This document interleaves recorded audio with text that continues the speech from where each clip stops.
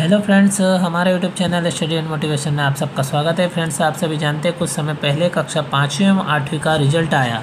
उस रिजल्ट में कुछ बच्चे किसी कारणवश पास नहीं हो पाए। फ्रेंड्स, जो बच्चे पास नहीं हो पाए उन बच्चों की पुनः परीक्षा होगी।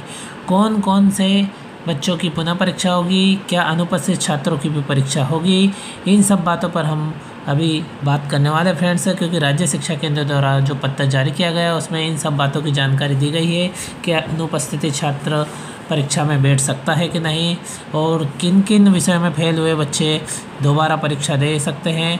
तो पुनः परीक्षा का टाइम टेबल जारी कर दिया गया फ्रेंड्स, और उससे संबंधित महत्वपूर्ण जानकारी अभी हम पत्र में देखने वाले हैं, और उसमें टाइम टेबल भी देखने वाले हैं कि कितने तारीख से कक्षा 5वीं तथा 8वीं की पुनः परीक्षा यानी वार्षिक पुनः परीक्षा सप्लीमेंट्री परीक्षा का आयोजन होना है। तो फ्रेंड्स, अभी तक आपने हमारे YouTube channel study and motivation को सब्सक्राइब नहीं किया तो गवर्नमेंट जॉब तथा स्टडी मोटिवेशन संबंधित समस्त प्रकार के नोटिफिकेशन तुरंत प्राप्त करने के लिए आप हमारे YouTube channel study and motivation को तुरंत सब्सक्राइब करें तथा वीडियो दोस्तों के साथ शेयर करें। तो अब हम उस पत्र की बात कर लेते हैं जो राज्य शिक्षा केंद्र द्वारा जारी किया गया है। फ्रेंड्स, स्क्रीन पर जो देख पा रहे हैं आप, ये वही पत्र है जिसके संबंध में अभी हम बात करने वाले हैं। कक्षा 5वीं और 8वीं की जो पुनः परीक्षा है यानी सप्लीमेंट्री परीक्षा होना है, उसके संबंध में महत्वपूर्ण निर्देश इसमें जारी कर दिए गए हैं और साथ ही समय सारणी भी जारी कर दी गई। तो आप देखेंगे तो इसमें दिया गया है कि विषयांतर्गत लेख है कि प्रदेश की समस्त शासकीय मान्यता प्राप्त अशासकीय यानी प्राइवेट अनुदान प्राप्त शालाओं एवं मदरसों में अध्ययनरत कक्षा 5वीं 8वीं के छात्रों की वार्षिक परीक्षा सत्र 2023-24 के परिणाम की घोषणा उपरांत यानी रिजल्ट घोषित होने के पश्चात न्यूनतम आहारकारी अंक प्राप्त नहीं करने वाले एवं मुख्य परीक्षा में अनुपस्थित परीक्षार्थियों को विशेष कक्षाओं के माध्यम से अतिरिक्त शिक्षण प्रदान कर पुनः परीक्षा का अवसर प्रदान किया जाता है। यानी फ्रेंड्स, इसमें स्पष्ट किया गया है कि जो कुछ समय पहले रिजल्ट आया है उसमें कुछ बच्चे न्यूनतम आहारकारी यानी जितने अंक प्राप्त करने थे उतने अंक प्राप्त नहीं कर पाए, जिसके कारण विषयों में उत्तीर्ण नहीं हो पाए तथा मुख्य परीक्षा में अनुपस्थित रहे वो बच्चे भी इस परीक्षा में शामिल होकर पुनः परीक्षा दे सकते हैं। यानी जिस बच्चे ने कक्षा 5वीं तथा 8वीं की परीक्षा में एक भी सब्जेक्ट का पेपर नहीं दिया गया है, वह बच्चे भी परीक्षा में बैठकर पुनः परीक्षा में उत्तीर्ण करने का अवसर प्राप्त कर सकते हैं। और कुछ बच्चे कुछ विषय छूट गए हैं जिनके जो परीक्षा में उन विषयों के पेपर नहीं दे पाए, वे बच्चे भी छूटे हुए विषयों का पेपर दे करके परीक्षा उत्तीर्ण कर सकते हैं। इस प्रकार राज्य शिक्षा केंद्र द्वारा महत्वपूर्ण निर्देश जारी किए गए हैं।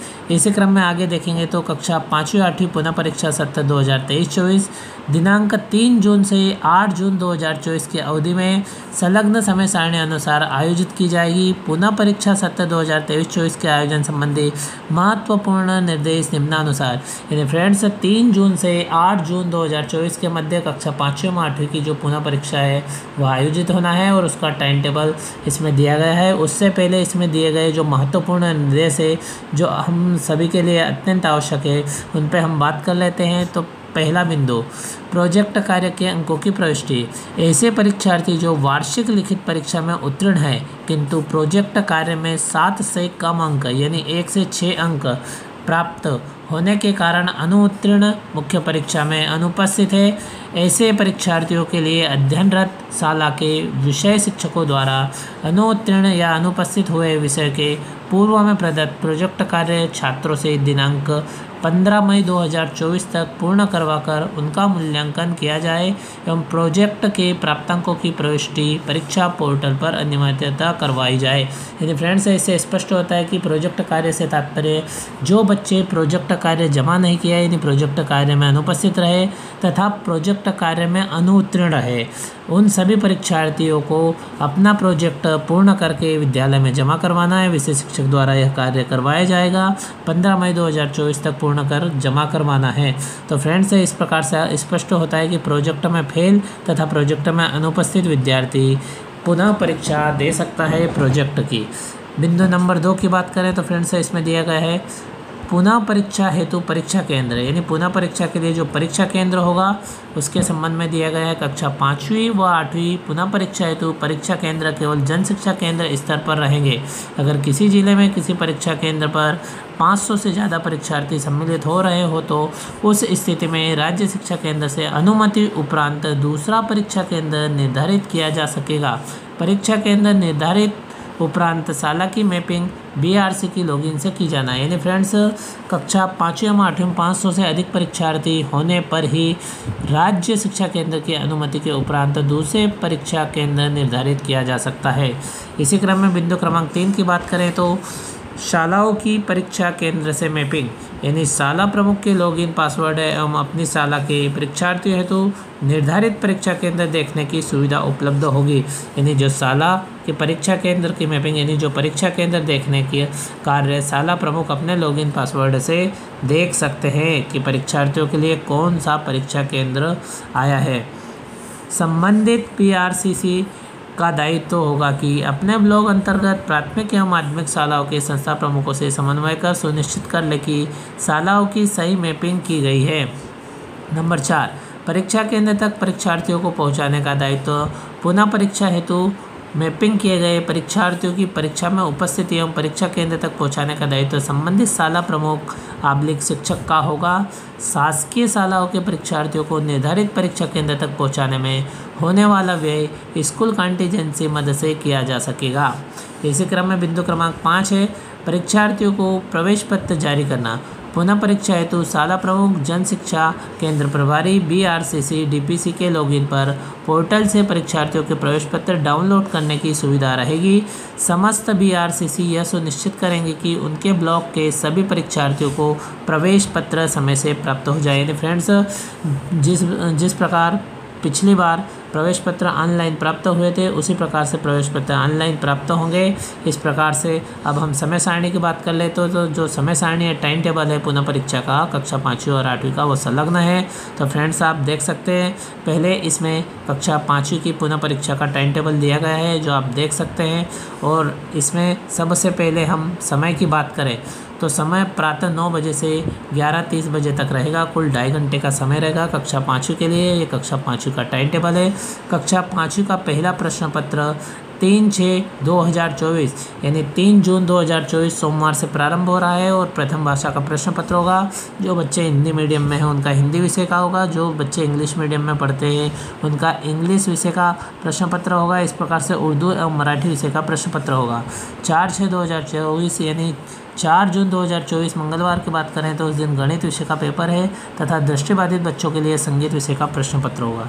इसी क्रम में अगले प्रश्न पत्र की हम बात करें तो 5 जून 2024 बुधवार के दिन द्वितीय भाषा, यानी जो बच्चे हिंदी मीडियम में पढ़ते हैं उनकी द्वितीय भाषा अंग्रेजी विषय का प्रश्न पत्र होगा और जो बच्चे इंग्लिश मीडियम में पढ़ते हैं उन बच्चों की अधिकतर द्वितीय भाषा हिंदी होती है, हिंदी विषय का होगा। और बाकी आप देख सकते हैं जिनका उर्दू मराठी है या फिर अन्य किसी भी विषय का है तो आप देख सकते हैं इसमें दिया गया है। इस प्रकार से अंग्रेजी, हिंदी, उर्दू, मराठी विषय का प्रश्न पत्र होगा। जिन बच्चों की जो द्वितीय भाषा के रूप में चुना गया सब्जेक्ट है उस विषय का प्रश्न पत्र संपन्न होगा।